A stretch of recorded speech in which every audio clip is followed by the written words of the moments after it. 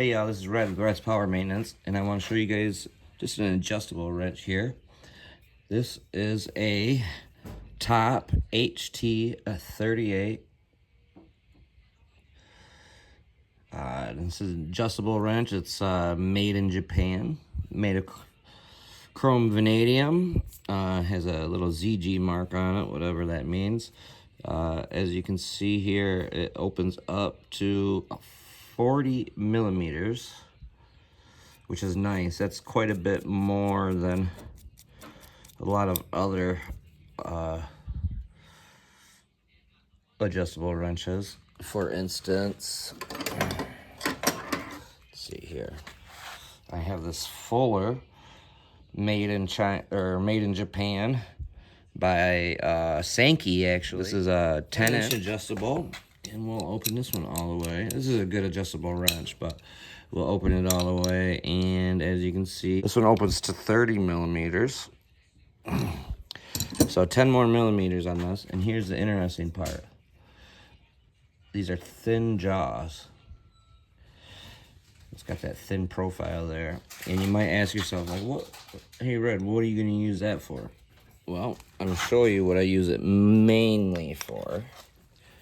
This is a carburetor off a Kohler 7000 series, a KT740, and I'm going to show you right here. It's got the fuel shutoff solenoid on the bottom here, and you know, getting a regular combo wrench in there to get that off is kind of difficult.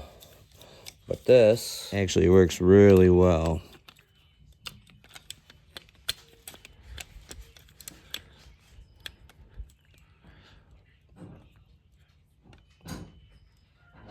So there we go, we got it on there nice and tight. And give it a twist. And then we can get that fuel solenoid off there.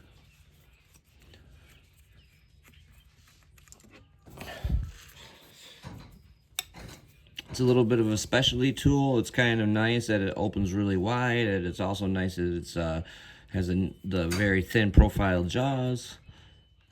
It's made in Japan. It's not very expensive. It's been a good tool.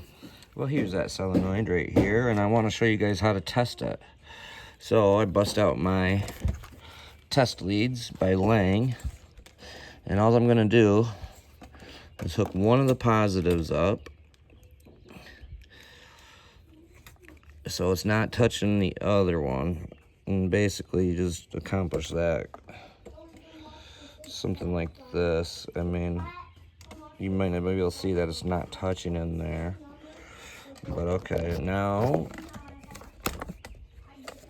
I'm gonna hook the other positive lead up to the positive on the battery, and then the negative on the negative side of the battery.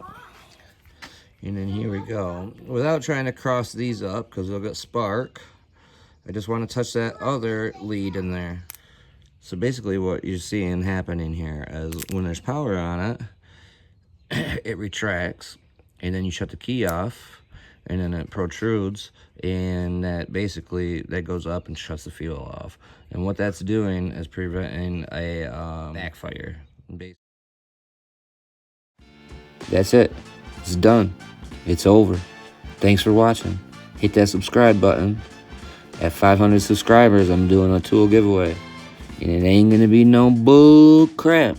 I promise you that.